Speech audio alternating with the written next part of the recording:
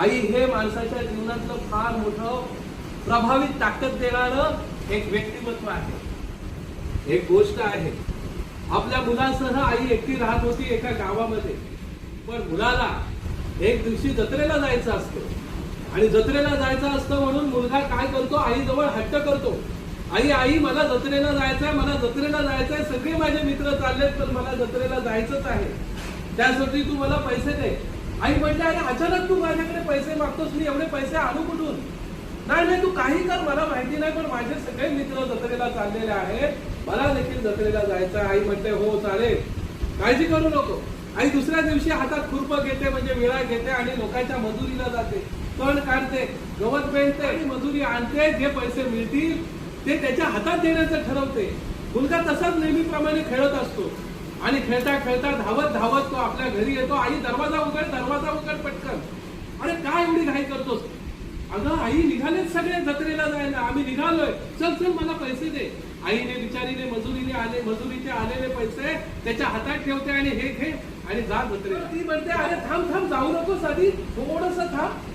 अरे तुझ्यासाठी दूध ठेवलंय, हे दूध पी आणि मग तू जत्रेला जा. आई ते जत्रेला जात असताना ते दूध त्याच्या वाटीत टाकते, कपाट टाकते, ते टाकत असते आणि कपाट ओतते आणि तो झकाझका दूध पितो आणि जत्रेला जातो. संध्याकाळ होते, रात्र होते, पहाट होते, 2, 3, 4 वाजतात आणि सगळी मुलं जत्रेतनं येतात.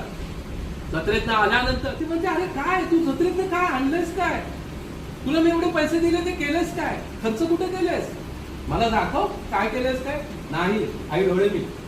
आईने डोळे मिटले, याने हात पाठीमागे ठेवले होते, पाठीमागच्या हातात जे होतं ते आईच्या हातात ठेवलं.